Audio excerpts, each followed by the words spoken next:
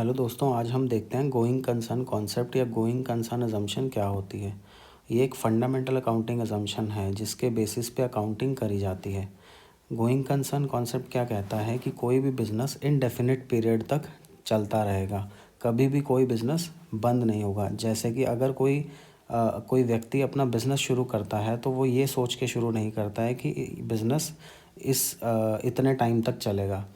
हमेशा यही मान के बिज़नेस शुरू किया जाता है या हर कंपनी ऐसे ही चलती है, इसी अजम्पशन पे चलती है कि ये हमारी कंपनी हमेशा चलती रहेगी। तो कोई भी कंपनी जो है इनडेफिनिट पीरियड तक चलती रहेगी।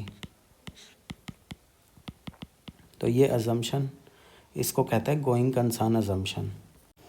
तो अगर मैं आपको बताऊं गोइंग कंसर्न कॉन्सेप्ट का मतलब क्या हुआ, इसका मतलब है ये एक ऐसा प्रिंसिपल है जो ये मान के चलता है कि कोई बिज़नेस अपने नॉर्मल ऑपरेशंस को बिना किसी रुकावट के फ्यूचर में भी चलाता रहेगा। मतलब ये अज्यूम किया जाता है कि बिज़नेस को बंद करने या अपने एसेट्स को बेचने की ज़रूरत नहीं पड़ेगी, बल्कि अपनी लायबिलिटीज़ को टाइम पे करते रहेंगे और काम करते रहेंगे। अगर बिज़नेस गोइंग कंसर्न नहीं है तो फाइनेंशियल स्टेटमेंट को लिक्विडेशन बेसिस पे बनाना पड़ता है। इसका इम्पोर्टेंस क्या हो गया गोइंग कंसर्न का। अगर बिज़नेस गोइंग कंसर्न है तो जो इसके इन्वेस्टर्स होंगे या इसके क्रेडिटर्स होंगे, जो इन्वेस्टर्स होंगे क्रेडिटर्स होंगे, इन दोनों पे पॉजिटिव साइन जाएगा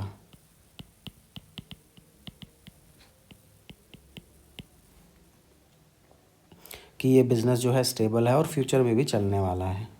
एक एग्ज़ाम्पल लेते हैं, जैसे हम एक किसी एसेट को, हमने कोई एसेट खरीदी, लेट से हमने फर्नीचर ख़रीदा 1 लाख का। इस फर्नीचर की लाइफ 5 साल है, तो इसको 5 साल में डिवाइड करके एक्सपेंस डालते हैं ना, 20-20 हज़ार डालेंगे। तो 20 हज़ार 5 साल में इसको डिवाइड करके क्यों डालते हैं? इसीलिए तो डालते हैं क्योंकि हमें पता है कि बिज़नेस बहुत लंबे समय तक चलने वाला है। यही तो गोइंग कंसर्न अजम्पशन है। हमने उधार पे कुछ ख़रीदा, क्रेडिट परचेज करी, तो उधार पे कुछ ख़रीदा तो उधार हमें कैसे मिल जाता है? क्योंकि जो पार्टी हमें उधार दे रही है उसे भी पता है कि ये ऑर्गेनाइजेशन लंबे समय तक चलेगी। तो गोइंग कंसर्न अजम्पशन जो है हर बिज़नेस की एक फंडामेंटल अकाउंटिंग अजम्पशन है। Going concern concept assumes that business will continue its operations indefinitely and will not be liquidated in the foreseeable future। मतलब इनडेफिनेट पीरियड के लिए बिजनेस चलता रहेगा। This assumption is crucial for accounting as it underpins the valuation of asset on balance sheet. Assets की value balance sheet date पे करी जाएगी।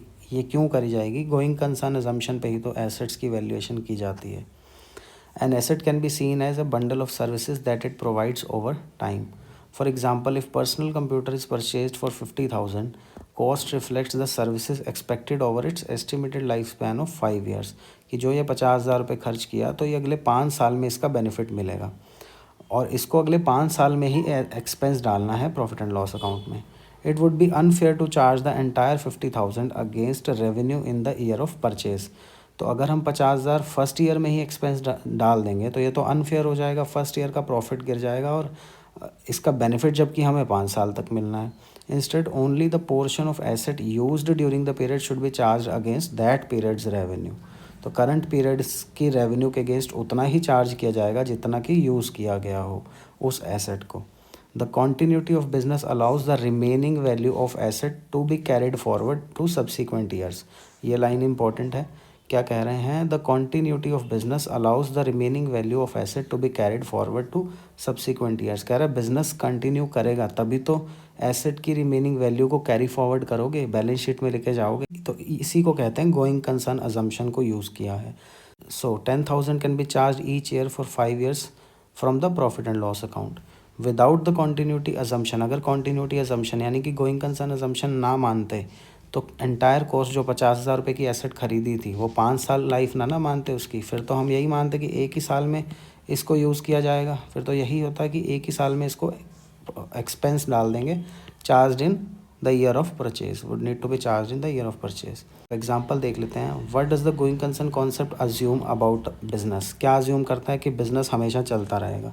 It assumes that business will continue its operations indefinitely and will not be liquidated soon. Why is the concept important for asset valuation? It provides the basis for showing the value of asset on balance sheet date. तो ये क्या बताता है कि इस basis पे asset की valuation करी जाएगी, गोइंग कंसर्न के बेसिस पे। It provides the basis for showing the value of asset on balance sheet. If a computer cost 50,000 in last 5 years, how should the cost be treated? 5 साल उसकी life है, 50,000 का expense है, तो 50,000 को एक ही साल में डाल देंगे क्या? नहीं, 10,000 डालेंगे हर साल प्रॉफिट एंड लॉस अकाउंट में for 5 years. What happens if the going concern assumption is not made? The entire cost of 50,000 would need to be charged against the revenue in the year in which asset is purchased. अगर going concern assumption नहीं है, नहीं follow कर रहे हैं, अगर going concern assumption नहीं follow कर रहे हैं तो 50,000 रुपये पूरे के पूरे प्रॉफिट एंड लॉस अकाउंट में चार्ज किए जाएंगे। अच्छा, एक चीज़ और, ऑडिटर्स रोल। इसमें ऑडिटर का क्या रोल है? अगर ऑडिटर को लगता है कि एक कंपनी गोइंग कंसर्न नहीं है तो उसको ऑडिट रिपोर्ट में बताना पड़ेगा कि भैया ये कंपनी गोइंग कंसर्न अजम्पशन को फॉलो नहीं कर रही है, अपना अपना देख लेना, या शायद ही लंबे टाइम तक चलेगी। इंडिकेटर्स क्या होते हैं? इंडिकेटर्स क्या हो सकते हैं? इंडिकेटर्स क्या हो सकते हैं कि गोइंग कंसर्न है या नहीं है, कैसे पता चलेगा? कई बार क्या है, कुछ रेड फ्लैग्स होते हैं, जैसे कंटिन्यूस लॉसेस हो रहे हैं कंपनी में, कैश फ्लो इश्यूज़ आ रहे हैं, लाइबिलिटीज़ टाइम पे रीपे नहीं की जा रही हैं। ये सब चीज़ें दिखाती हैं कि शायद कंपनी गोइंग कंसर्न ना हो। तो इसके बेसिस पे इन चीज़ों को इवेल्युएट करके ऑडिटर क्या करेगा, रिपोर्ट में लिखेगा कि ये कंपनी गोइंग कंसर्न अजम्पशन को फॉलो करती है या नहीं करती है। अगर नहीं करती है तो लिखना पड़ेगा। ठीक है, तो ये ब्रीफली मैंने आपको बता दिया गोइंग कंसर्न कॉन्सेप्ट क्या होता है।